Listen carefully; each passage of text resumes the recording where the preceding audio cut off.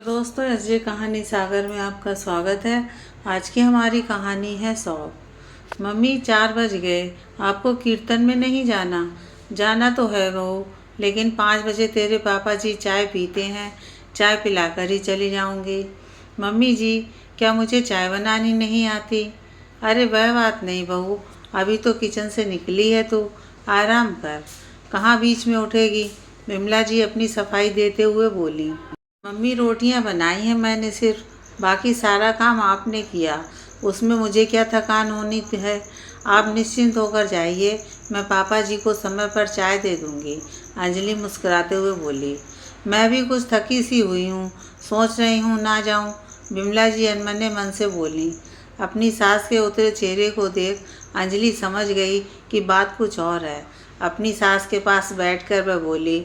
Mummy जी, वैसे तो आप कहते हो कि मैं आपकी बेटी हूँ, लेकिन देख रही हूँ बस कहने भर को। नहीं बहू, तू सचमुच मेरी बेटी ही है। विमला जी उसके सिर पर हाथ रखते हुए बोली।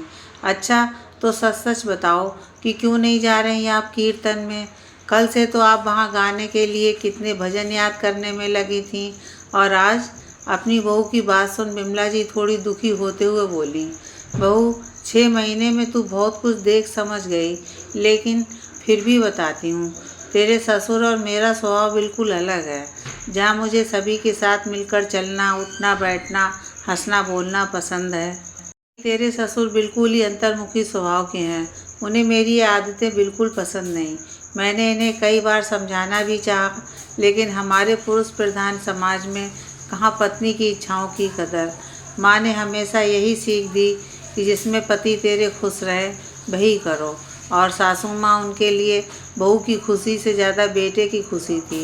इसलिए धीरे धीरे मैंने अपने सारे शौक पति की खुशियों के आगे कुर्बान कर दिए।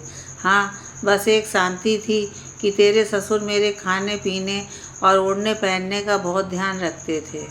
कुछ भी चाहिए होता, मुंह से निकलने से पहले तुरंत लाकर हाजिर कर देते। उम्र के साथ घुटने जवाब देने लगे थे, लेकिन ये तेरे ससुर की सेवा पानी का ही असर है कि मैं फिर से पैरों पर चलने फिरने लग रही हूँ। बस बहू, मैंने इसी में संतोष कर लिया कि दुनिया में सभी को मनचाहा तो नहीं मिलता, मुझे तो फिर भी ईश्वर ने बहुत कुछ दिया है। अंजलि की सास घड़ी की तरफ देख ठंडी आह भरते हुए बोली। ये तो आपने सही कहा मम्मी, कि ईश्वर ने हमें जो दिया उसका शुक्राना तो हमें हर समय अदा करते रहना चाहिए। फिर आज आपको इतना अच्छा अवसर मिला है।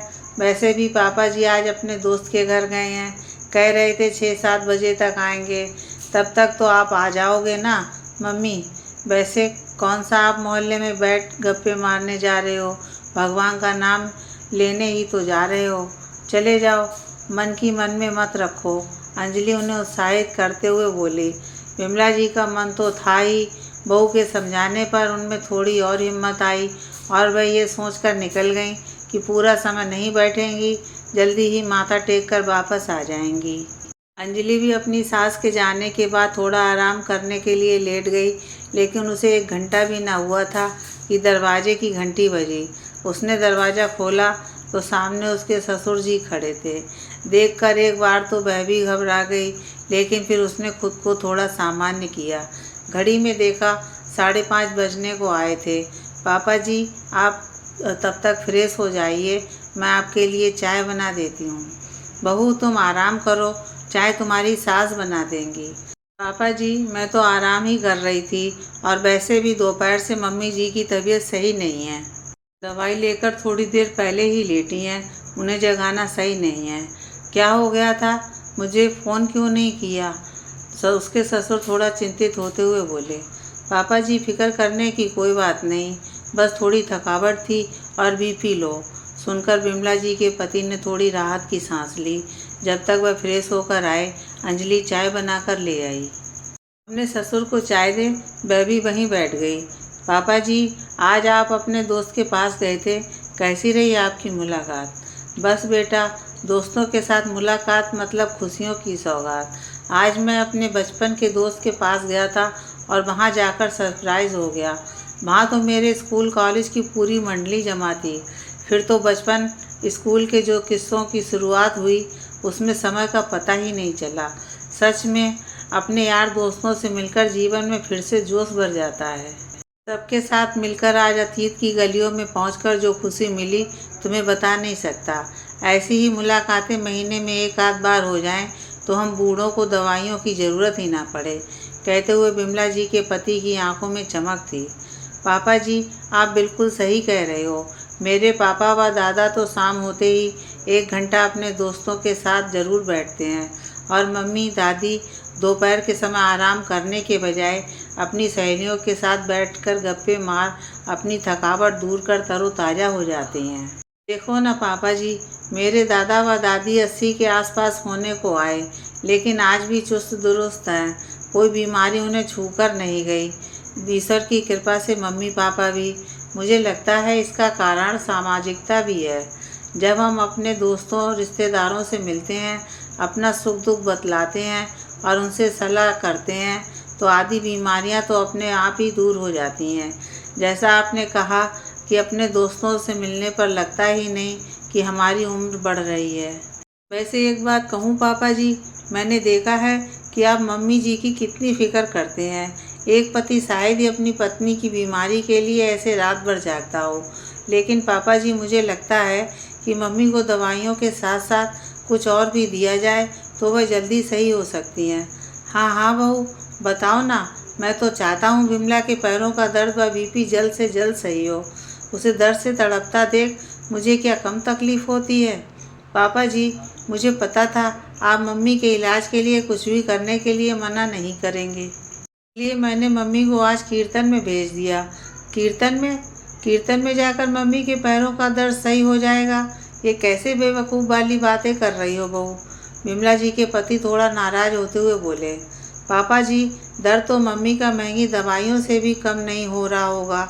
हो भी कैसे, जब तक मम्मी मन से खुश नहीं होंगी कोई भी दवाई अपना असर नहीं दिखा सकती है।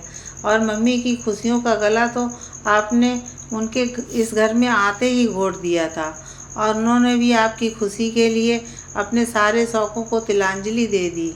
पापा जी, क्या आपने मम्मी के लिए अपने किसी शौक़ को मारा? फिर मम्मी से इतनी बड़ी कुर्बानी क्यों?